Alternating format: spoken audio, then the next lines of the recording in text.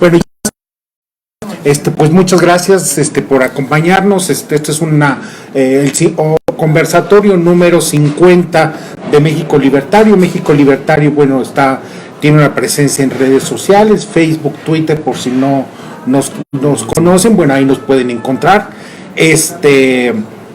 Tenemos además un programa, un canal en YouTube, del cual transmitimos este programa en nuestro canal, allí, quincenal Encuentro Libertario. Y bueno, pues además hacemos una muy buena cantidad de eventos públicos. El día de mañana llega, por ejemplo, el maestro Luis Espinosa Godet, que es un catedrático español radicado desde hace mucho tiempo en Ecuador y que viene a hablarnos, presentarnos su libro sobre el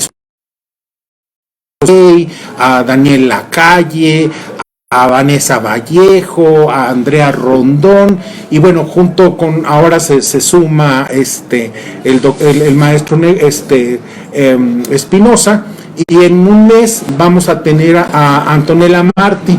Antonella Marti, una activista, una influencer argentina, muy reconocida. Esto que hacemos, bueno, pues lo hacemos varias veces a lo largo del año, y bueno, los conversatorios que además, como que es el 50, y en el cual, bueno, nos da mucho gusto poder desarrollarlos, porque pues es una forma de acercarnos, de salirnos de las redes sociales que son muy autorreferentes, son un poco dar vueltas a lo mismo y nunca salimos, y entonces siempre consideramos que era hacer algo, y lo primero que empezamos a hacer fue este conversatorio. Ya llevamos 50 conversatorios mensuales, lo cual, bueno, pues creo que es un logro que tiene que destacarse. Todas las organizaciones pueden decir durante 50 meses difundiendo valores de libertad, y bueno, hemos tenido una gran cantidad de expositores. Al principio eran 2 expositores, yo invitaba a personas, dije, por si alguien falta, entonces, pues así nos suspendemos, ¿no? Precavido. Entonces, pero la verdad es que nunca nos pasó, excepto con una ocasión con el senador Doren, que nomás no llegó, ni se disculpó, ni nada, el senador Federico, pero estaba Jorge Triana, y bueno, pues ahí lo pudimos desarrollar, pero fue el único incidente, y dije, bueno, pues ya para qué invitamos realmente a 2, una persona, le cedemos todo el espacio, pues para que él pueda desarrollar todo su tema y pueda además intercambiar un puntos de vista muy enriquecedores con los asistentes. Bueno, y ese es el objetivo de estos conversatorios, y hemos tenido una gran cantidad de personas, a Paco, a Francisco Martín Moreno, a Eneas Biglione, no sé, perdón, ya hice mal en empezar a citar personas, y se me va a olvidar siempre alguien, pero bueno, con un montón de temas, cuestiones de trabajo, la película El Guasón, el Joker, perdón, y entonces, bueno, con una gran cantidad de Javier Milei van a andar para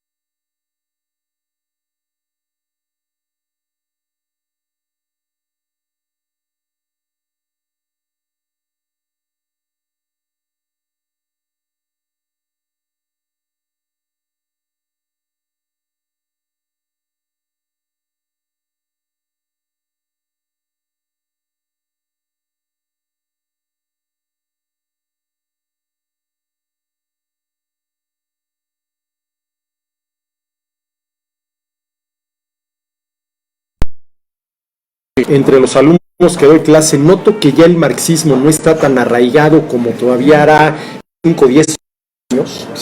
La verdad es la idea socialista, que creo es verdaderamente la que hay que combatir, sigue estando muy rápida. Ahora, si ustedes me preguntan, ¿cuál crees tú que va a ser el futuro del liberalismo en México? A ver, la única respuesta honesta que puedo dar es, no tengo la más remota idea. No sé cuál va a ser el futuro del liberalismo en México, sí, pero sí creo poder decir algo en torno a lo que debemos de hacer para promover, sobre todo entre la gente joven, que es donde hay que hacer una labor importante, las ideas de la libertad, las ideas del liberalismo. Y yo creo, y esto a mí me ha funcionado muy bien en las clases, y no es un truco, es algo en lo cual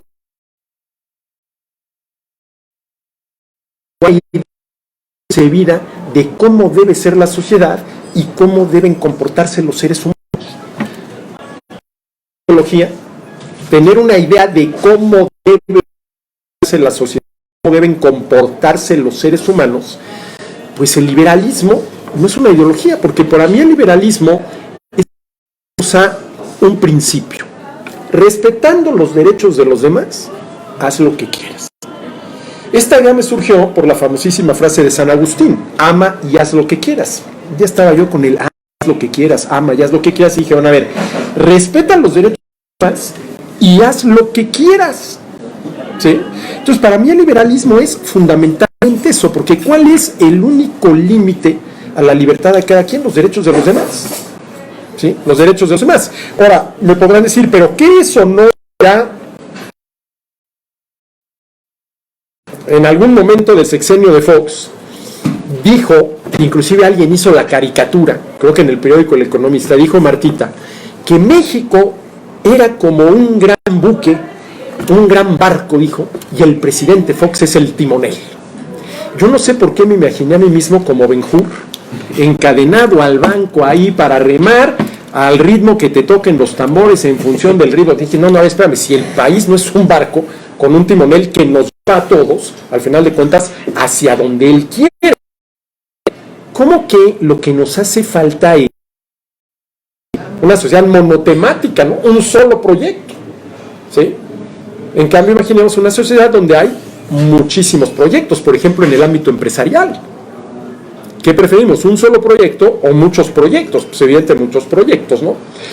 Entonces yo creo que lo primero que tenemos que hacer es dejar claro que el liberalismo, si bien lleva el ismo, liberalismo, no es una ideología. Si por ideología entendemos eso, una idea preconcebida de cómo debe organizarse la sociedad y de cómo deben comportarse los seres humanos, cada uno de los ciudadanos, en función de esa organización, ¿sí? Es un principio, y si me atreven un poquito, pues es un principio sumamente juarista. El respeto al derecho ajeno es la paz. La paz es la convivencia civilizada. ¿Qué es lo que demanda la convivencia civilizada? El respeto a los derechos de los demás. Es decir, el único objetivo común que debe tener cualquier colectividad es el respeto a los derechos de los demás. Y yo me pregunto si hay alguien que estará en contra de esto. Sí, claro, los delincuentes, ¿no? Yo creo que los primeros en defender este derecho son los delincuentes. Oye, pero si los delincuentes son precisamente los que violan los derechos de los demás, sí, pero yo no creo que haya un delincuente que quiera que a él le violen sus derechos. A ver, si soy delincuente y me dedico a violar los derechos de los demás, ¿qué es lo que me convierte en delincuente de la comunidad? Porque, a ver, si yo soy el único asesino, nadie me va a asesinar. Todos los demás van a respetar mi derecho. Si yo soy el único secuestrador, ¿quién me va a asesinar? Todos van a respetar la libertad. Si yo soy el único ladrón, nadie me va a robar la cartera. Entonces, claro que la condición ideal de un delincuente es ser el único delincuente de la colectividad, porque nadie le va a violar sus derechos, ¿no? Entonces, yo creo que esto de respetar los derechos hasta los peores delincuentes, los más desalmados, lo aceptarían. Claro, con el delincuente hay una cosa muy curiosa. El delincuente nos dice, a ver, yo sí quiero que todos respeten mis derechos, pero yo no estoy dispuesto a respetar. A mí no me vayan a asesinar, pero a mí no me digan que le pegue un tiro a Octavio. A mí no me vayan a secuestrar, me digan que no sea víctima, etcétera. No, espérame, tienes que ser congruente, ¿no? Aquí es un dando y dando. Si tú quieres que nosotros respetemos tus derechos, lo mínimo que puedes hacer es, en reciprocidad, respetar tú los derechos de los demás. Entonces, yo no creo que sea muy difícil, ¿sí? Esta idea, ¿no? Dando los derechos de los demás, que cada quien haga lo que le dé su gana.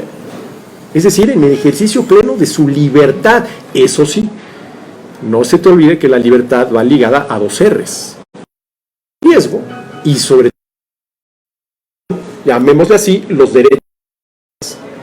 Para no meternos en otra discusión con los que el ser humano es con el derecho a la vida. A ver, mi derecho a la vida tiene como contrapartida la obligación de ustedes de no matarme. Por eso activa esa obligación, no matarás.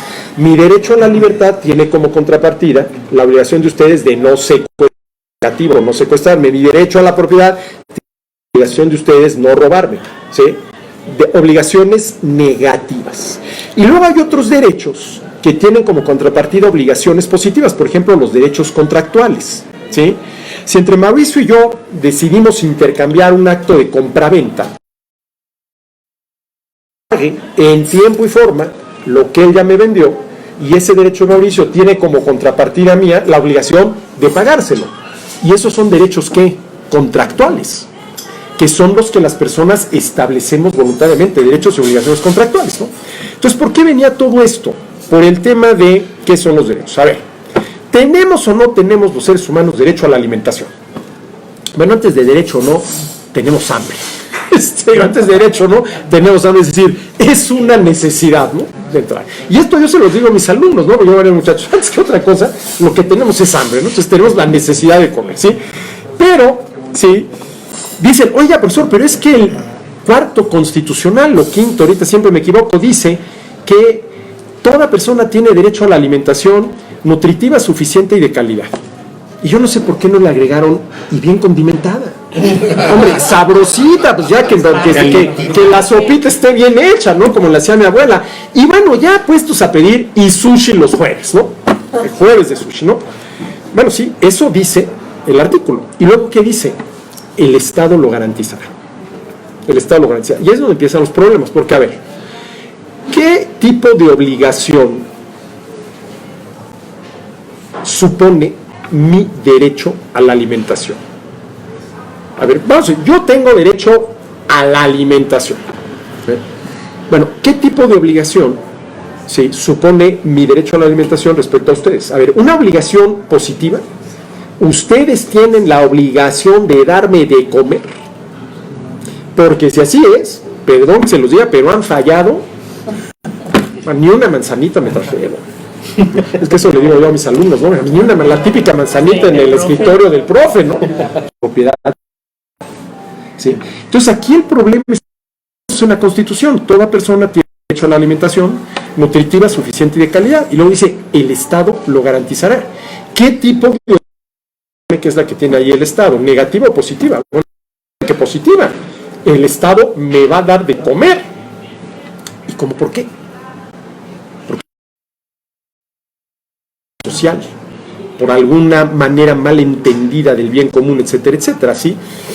Y esto nos lleva a otro tema que está muy, muy arraigado y que cuando lo tomas, por ejemplo, el tema de social, yo sé que aquí hay abogados que saben de esto mucho más que yo, pero yo a lo mejor tengo que pensarlo más y escribir, porque escribiendo le piensa uno, etcétera, etcétera, pero yo siempre he dicho que si hay algún sustantivo que pierde sustancia al adjetivarse, ese sustantivo es justicia, sobre todo si el adjetivo es social. A ver, yo digo que la justicia es que ya desde Aristóteles, la justicia conmutativa, la justicia... No. Si la justicia es, como decía Ulpiano, antiperenne voluntad de darle a cada quien lo suyo, y lo suyo de cada quien es el... Pues la justicia es la virtud que respetamos los derechos. Podríamos discutir la definición de justicia, ¿no? Hay muchísimas otras definiciones de justicia, pero a mí me gusta, perdón la falta de modestia, lo que yo ya llamo la definición ulpiano-damiana de justicia. Por ejemplo, a ver, Ulpiano dice, la justicia es la constante y perenne voluntad de darle a cada quien lo suyo. Ese es su... Aparece Dam, siendo lo suyo de cada quien, de cada cual. Entonces la justicia es la constante y plena voluntad de respetar los derechos de los demás. Es justa la persona que respeta a los demás, ¿sí? Entonces, sí, el tema de justicia social. El economista estadounidense Walter Williams, que tiene una definición de justicia social que yo cuando la leí me maravillo. Dice, te voy a dar mi definición de justicia social. Yo me quedo con el producto y tú te quedas con el producto del tuyo. ¿No estás de acuerdo? Entonces dime, ¿qué parte del producto de mi trabajo te corresponde y por qué?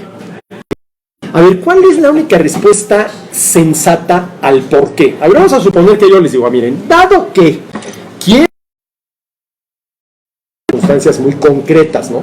Si llega mi amigo a tocar la puerta, claro que sí, pero de entrada...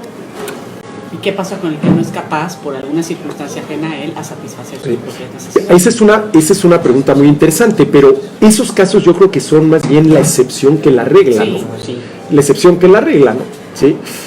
Y lo tenemos que tratar, ¿no? A ver, por ejemplo, la persona incapacitada para realizar un trabajo. Bueno, ¿hay quiénes serían los moralmente responsables por esa persona?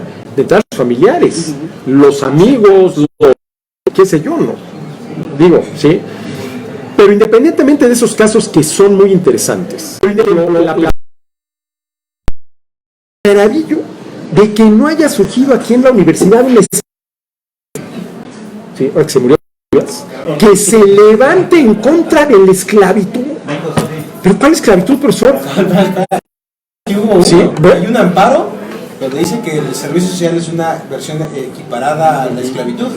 Y llegó a rectoría y tuvieron que llegar a un acuerdo para echarse para atrás porque iba a sentar un precedente. Sí, estos no son culpa de la... Eso no es culpa, es un mandato de la autoridad. Es un mandato de la autoridad, no es de la universidad. Pero déjenme contarles una anécdota muy interesante. Un día estaba yo tratando esto en clase de abogados, de derecho, y se levanta un alumno y me dice, Santos, bienvenido, me dice, oye, si al ser humano no se le obliga, nadie ayudaría a nadie. Dijo, mira, yo no sé cuál sea tu concepción de la naturaleza, pero eso que dices no es cierto. Pero vamos a ver, te la compro. A ver, esta semana en que estamos discutiendo eso, en la universidad era la semana de la donación altruista de sangre. O sea, allí en el patio central de la universidad se ponen las carpas y quien quiere va y dona sangre, etcétera, etcétera. Entonces le dije a este muchacho, le dije, mira, te la compro, hay que obligar a hacer el bien. Así que o me traes el comprobante de que donaste sangre o no pasas mi mano. Profesor, ¿cómo creen? No, espérame. Tú me acabas de decir que al ser humano hay que obligarlo a hacer el bien. Yo te estoy obligando a hacer algo que en una de esas le salva la vida a alguien. Así, la que se armó. ¿Verdad que no hay que obligar? Y le dije, a ver, te estoy obligando a hacer algo que le va a salvar la vida a alguien. Donar sangre. La que se armó. A ver, yo como padre, a mí el pasar la materia a cambio de que done sangre, ¿sí? Ahora, no, profesor, pero es que eso es obligar, entonces en vez de obligar, incentívenos. Punto más a todo aquel. No, tampoco, porque esto no debe ser una cuestión de incentivo. A ver, esto sí tiene que ser que altruista, hoy por ti, mañana por mí, ¿sí? Quién sabe si voy a necesitar sangre y me gustaría que hubiera disposición de sangre, y para eso, pues, pero yo creo que este muchacho esa lección nunca se le va a olvidar, ¿no? Pero no, o no pasas la materia. Inmediatamente brincó.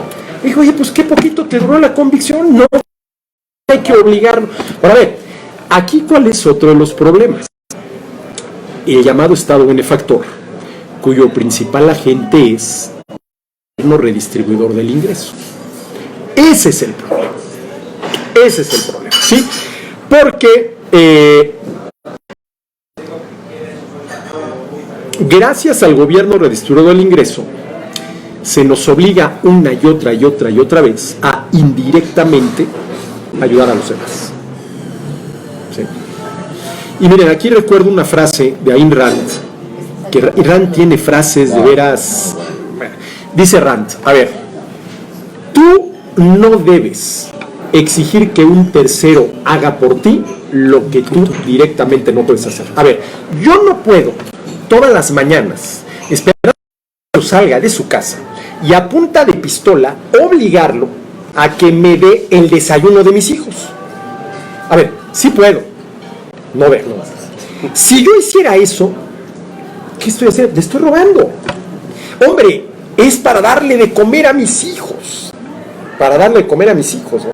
Miren, una vez hablando de los hijos y de esto del altruismo y ahora más, me decía un alumno con este tipo de temas. Bueno, profesor, a ver, ¿y usted no estaría dispuesto a dar la vida por los hijos de su vecino? No. ¿Para eso tiene su papá? De veras, a ver, así en frío, no. A ver, yo por mis hijos, ¿cómo va? ¿Dónde firmo? Los hijos del vecino, yo sé que para eso tienen su papá, y si son huérfanos, se entiende lo que quiero decir, ¿no? Se entiende lo que quiero decir, ¿no? Porque ustedes ven, no, a ver, es que yo estoy en una visión a darle de... Pero él no es responsable de mis hijos. El responsable de darle comer a mis hijos, ¿sí? Bueno, ahorita ya son responsables ellos, el menor tiene 28 años, ya no, soy yo. Pero entonces, ¿qué pasa si el gobierno me dice, no, mira, espérate, para evitarte eso, yo le voy a cobrar impuestos a Mauricio, y con esos impuestos vamos a pagar los desayunos escolares de tus hijos cuando llegan a la primaria? ¿Qué es lo que está haciendo el gobierno?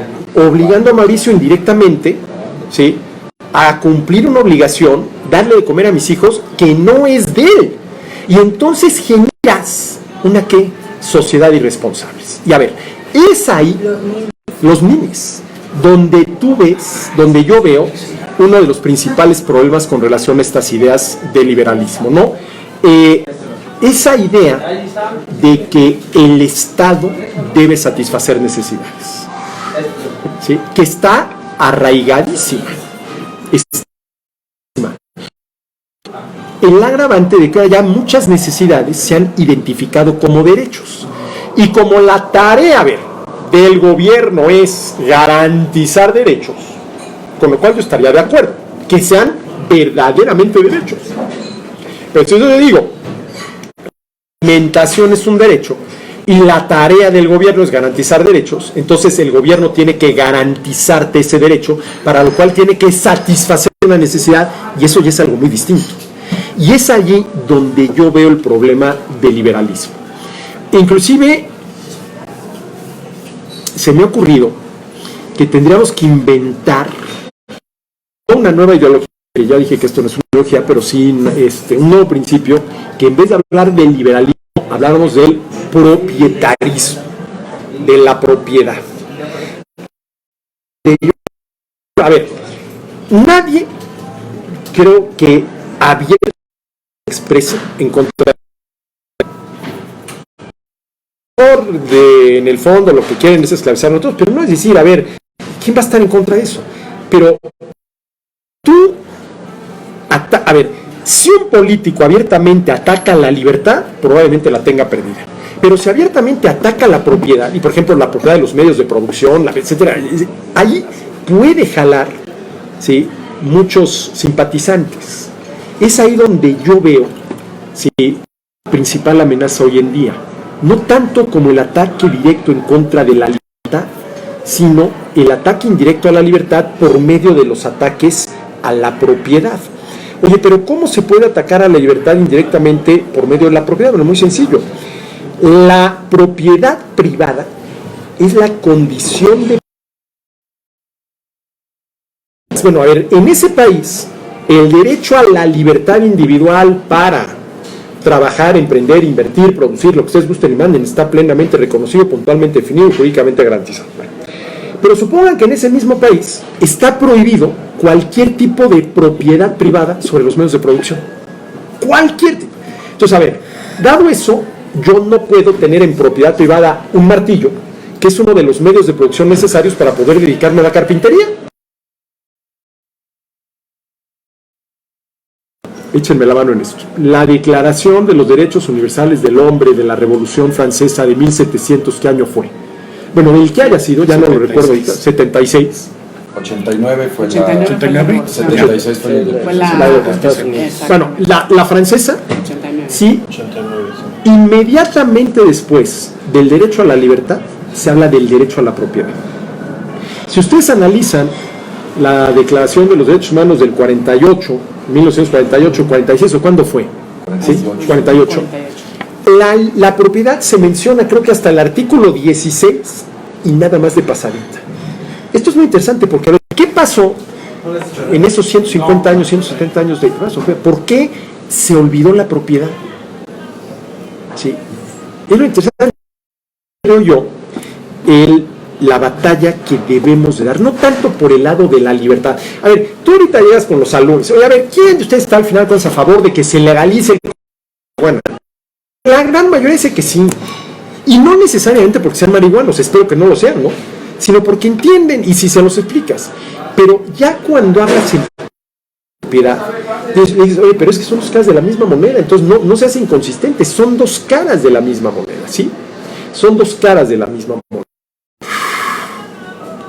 Creo que por ahí debe ir el tema, ¿no? Si ustedes leen, insisto, este libro de López Obrador, Hacia una economía moral, ¡ay, Dios mío! ¿No? Y a ver, en el caso de México, ¿sí? Dado que estamos tratando aquí de ver cuál es el futuro de México. Por ejemplo, hoy en día, y yo en cuanto foro me paro, aunque no sé el tema, veo la manera de sacarlo como lo estoy haciendo ahorita, lo que me preocupa muchísimo del momento actual, que se junte el hambre por comer. El hambre. Si hoy el Congreso expide una ley que luego tendrá que promulgar que dice los salones de estratégicos los tienen que expropiar. A ver, estando así redactada la Constitución, podemos decir que el derecho de propiedad privada sobre los medios de producción reconocido puntualmente, jurídicamente garantizado. Ese es el hambre.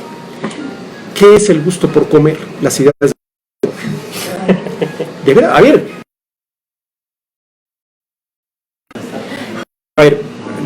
no es falta de modestia, así fue. Volteé y le dije a mi esposa, el concurso lo voy a ganar yo. Vanidoso, porque no creía que hubiera alguien más en México que vivimos de ahí, de veras, creí, yo sí lo había leído, sí, lo había leído, entonces le dije, o sea, esto, porque voy a ser el único, entonces me lo voy a tener a mí, ¿no? Bueno, a ver, esto lo organizó Carolina Bolívar, lo que era el ICUME, el Instituto Cultural. La verdad sea dicha, fue una experiencia verdaderamente agradable, ¿sí? No era el principal auditorio, era un auditorio más chiquito, estaba lleno hasta el gorro, y efectivamente pues había ahí dos marxistas y estábamos, creo que era Carlos Maurer y yo, y realmente hubo un diálogo muy respetuoso, de veras, o sea, me llamó mucho la atención porque a mí mi mujer sí pero ¿cómo de? Habrá grupitos ahí muy recales, pero, y luego te cancelan aquí, además lo tuve, pero esas dos experiencias que yo tuve ahí, ¿sí? Discutiendo en buen plan con marxistas, de veras estuvo, a ver, me atrevo a decirlo así, agradable. En ningún momento noté agresividad, chiflidos del público, nada, eso sí, cada quien defendiendo sus posiciones y lo que ustedes manden, ¿no? Entonces, de los poquitos que éramos hace 35 años a lo que yo veo hoy, a toda la gente que libertario honora quien honor me está trayendo del extranjero, ¿sí? Gente desde Milei con su muy peculiar estilo, pero que atrae gente, hasta gente como La Calle, que es, vamos, digamos así, no sé si es correcto, sino más académico. De veras, yo veo que hay posibilidad. Ahora, ¿qué es lo que falta? La parte política. La parte política, es decir, un partido, no sé, el Partido Liberal Mexicano, no sé cómo llamarle, el Partido Propietarista Mexicano, algo así, eso es lo que falta, ¿no? Eso es lo que falta, ¿no? Alguien decía, no, es que el PAN. Miren, yo recuerdo hace muchos años me invitaron a una convención del PAN a Iztapa, ahí fui yo. Y les dije, miren señores, a ver, socialista es todo aquel que cree que las necesidades insatisfechas de los pobres les dan derecho aparte del ingreso de los demás. Y que ese derecho lo tiene que hacer valer el gobierno a través de la redistribución del ingreso. Y en ese sentido, ¿ustedes son más socialistas o tan socialista. No, bueno, eso me costó varias amistades. Pero ¿cómo? A ver, señores, claro que sí. Hoy gobernar es redistribuir el ingreso. Oigan a los políticos de cualquier partido, ¿no? ¿Sí? Ese es el tema. El tema no es tanto, bueno, esperemos que no llegue a ser en México, el tema del comunismo, ¿no? La expropiación de los medios de producción. El tema es la redistribución del ingreso. Ahora, a ver, yo estoy en contra de la redistribución del ingreso. Me queda clarísimo que el gobierno va a seguir redistribuyendo. Eso me queda muy claro. Entonces la pregunta es, ¿cómo hacerle para que esa redistribución haga el menor daño posible? Bueno, el tema, por ejemplo, de los vouchers educativos. Si alguien sabe este tema, es Santos Mercado, ¿sí? Deja de subsidiar la oferta y empieza a subsidiar la demanda. No le des el dinero a la UNAM. Dales vales, así como hay vales que solamente puedes cambiar en las gasolinerías a los estudiantes, para que de entrada ellos elijan la universidad a la que quieran ir, ¿sí? Porque una cosa es que el gobierno te garantice algo, a ver, que te garantice, a ver, no te puede garantizar la salud, pero sí te puede garantizar la atención médica, que es muy distinta. Y otra cosa es que el gobierno se vuelve el médico. Lo que pasa es que aquí se metieron hasta la cocina. A ver, yo garanticé la educación académica de mis hijos, yo pagaba las colegiaturas, pero yo no les enseñaba física, química y biología. Esa era la responsabilidad de alguien más. El problema es que aquí dicen, a ver, yo te garantizo la atención médica y además soy el médico. A ver, espera un tantito, ¿en qué momento diste el brinco, no? Empezar, por ejemplo, a buscar,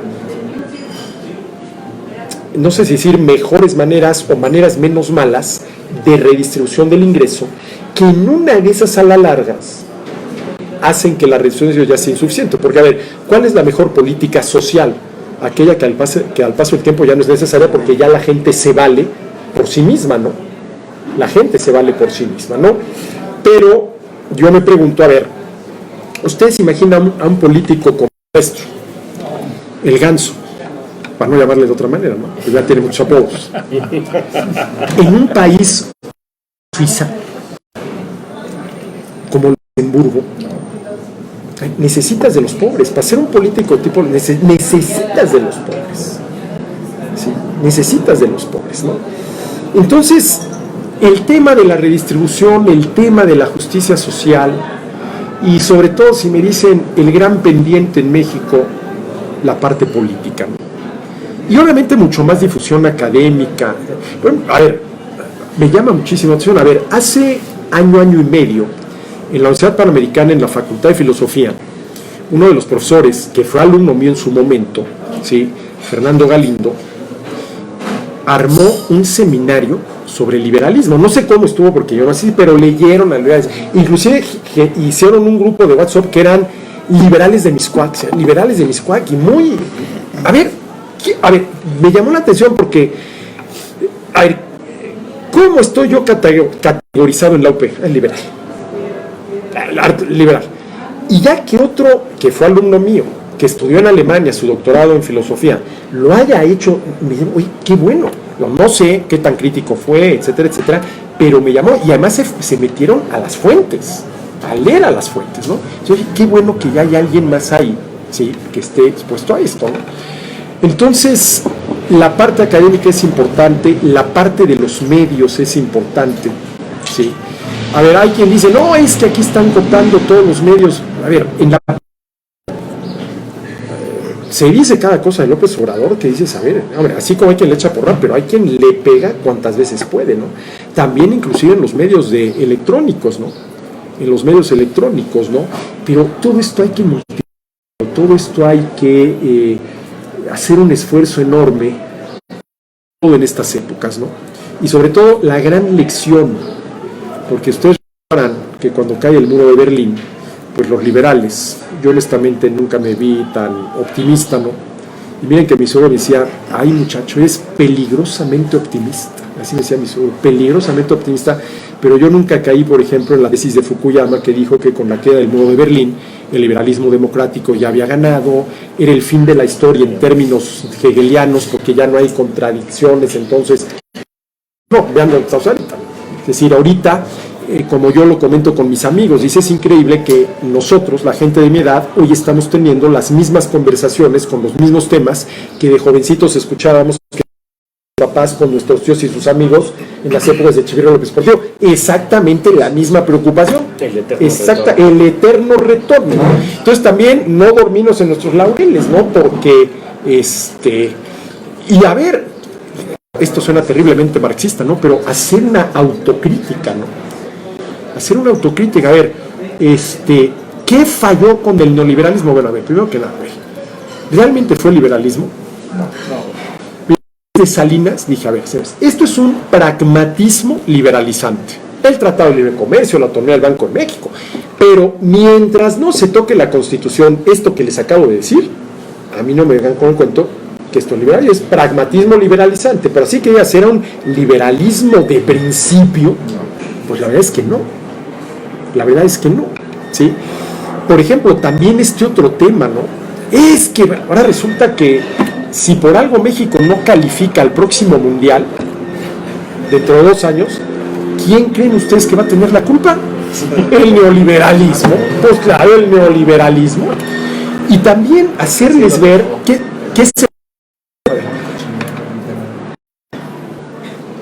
yo participo mucho en eventos empresariales y les digo, la culpa es del neoliberalismo. ¿Qué es el neoliberalismo?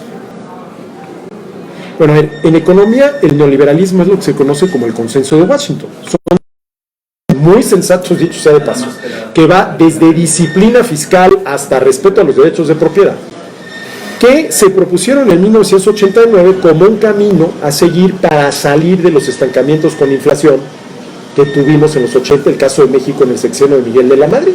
Entonces, a ver, esto es, en materia económica, esto es el neoliberalismo, el consenso de Washington. Entonces, a ver, si el neoliberalismo es la causa de todos nuestros males, no podríamos llegar a la conclusión que la causa de todos nuestros bienes va a ser el antineoliberalismo. Y entonces les pongo los 10 puntos del consenso de Washington y luego lo pongo. A ver, disciplina fiscal, desorden fiscal, apertura de razón comercial, promoción de la inversión privada, negación de la inversión privada, etcétera, etcétera. Entonces, a ver, ¿sí? Hasta Estado de Derecho, Estado de Chueco, ¿no? Pero a ver, desde tener que explicar eso, a ver, ¿qué es el neoliberalismo? ¿Qué es el neoliberalismo? Sí. Pues es el consenso de Washington. Y eso muchísima gente, empresarios, no lo sabe, no tienen la más remota idea. ¿Sí? Tampoco sabían lo del consenso de Washington, ¿no? ¿Sí? Entonces, ¿qué va a ser del liberalismo en México? Pues hombre, lo que cada uno de nosotros en su trinchera puede aportar, ¿no? Puede aportar. Yo sí veo que de haber tenido una época en la cual estábamos, digámoslo así, a la ofensiva, ahora creo que volvemos a estar más que proponer a ver cómo le hacemos para avanzar, tendríamos que ver a ver cómo le hacemos para no retroceder tanto, ¿sí? Y lo que sí podríamos hacer sería, habría que buscar los foros adecuados, pero hacer foros para explicarle a la gente esto de Hacia una economía moral de López Obrador, el libro. Miren, yo lo compré y de verdad dije, híjole, a ver, ¿cuál va a ser el costo de oportunidad? A ver, ¿qué voy a dejar de hacer por leer esto? Me dije, no, lo tengo que leer por fuerza, ¿no? Y sí hay que leerlo porque dice cada cosa que sí, Dios mío, ¿no?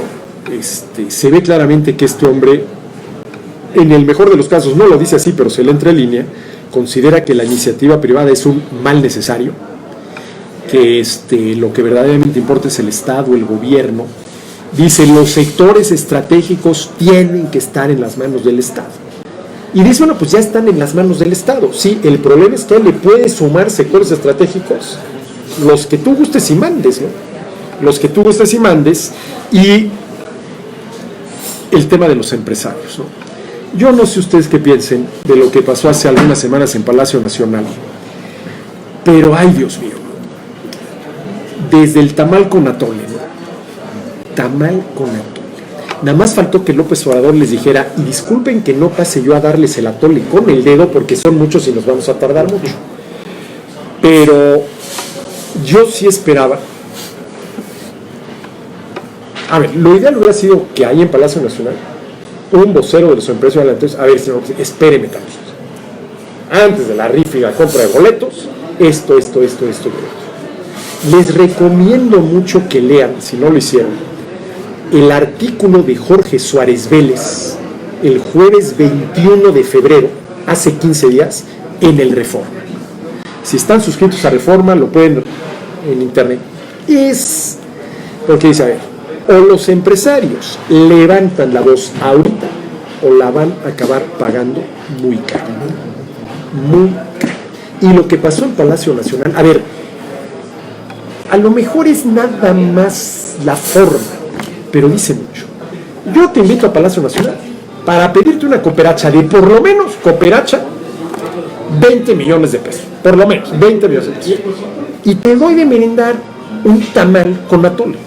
A ver, yo soy fan de los tamales y del atole, riquísimos, pero a ver, es una verdadera burla. Se burló de ellos en su cara, ¿sí? Y o levantan la... A ver, ¿quién es el único que levantó la Coparmex? Pero del CCE para abajo, calladitos y alineados todos. Y yo creo que ahora sí la van a pagar muy caro con lo que sube. Aquí hay que ver si, ¿qué pasa? Lo que decían. Yo creo que aquí se están esperando a que pasen las elecciones del año entrante para ver cómo queda el Congreso y entonces sí. O sea, a ver, ya ahora sí estamos aquí con todo, ¿no? Sí me preocupa mucho esto. Sí me preocupa. Y luego la pregunta, ¿no? Yo estaba con unos amigos y lo digo, no, pero es que hay que pasar de los dichos a la acción y salirnos de las redes sociales. Ya, eso no sirve para nada. ¿Qué podemos hacer en la práctica? Y dice uno, espérame, voy a tuitear. ¿Qué podemos hacer en la práctica? Inmediatamente, ¿no? ¿Qué podemos hacer en la práctica? ¿No? Sí. Y esa es la pregunta, ¿no?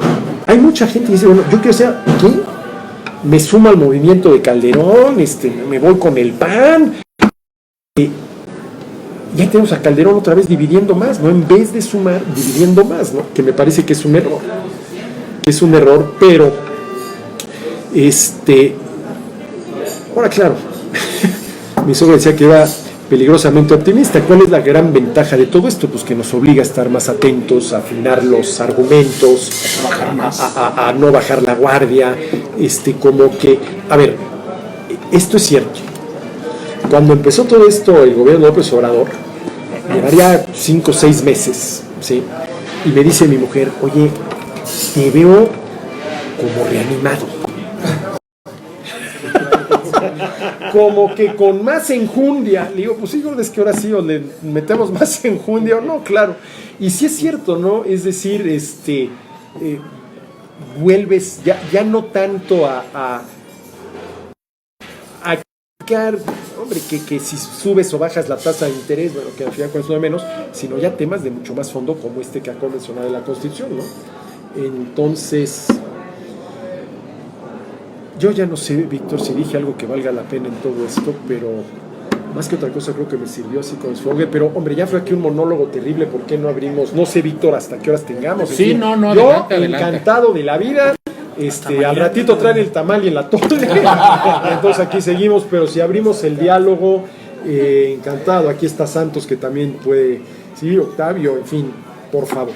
Yo aquí cerraría la transmisión online para que podamos continuar, porque si no esto se extiende y al momento de subirlo a YouTube complicado. Bueno, pues nada más darle las gracias, pedirles a la gente que nos acompañe el próximo martes a la presentación del libro de Luis Espinosa Godet a las 6:30 de la tarde en World Roma, en Durango y Monterrey, y que nos acompañen el próximo sábado 14 aquí en otro lugar de La Mancha con Jorge Triana, Sergio Negrete, Lía Trueba y claro, Luis Espinosa Godet. Bueno, dicho esto, muchas gracias Arturo. No, gracias, muchas gracias, felicidades México Libertario. Muchas gracias, aquí estamos y bueno, muy buenas tardes.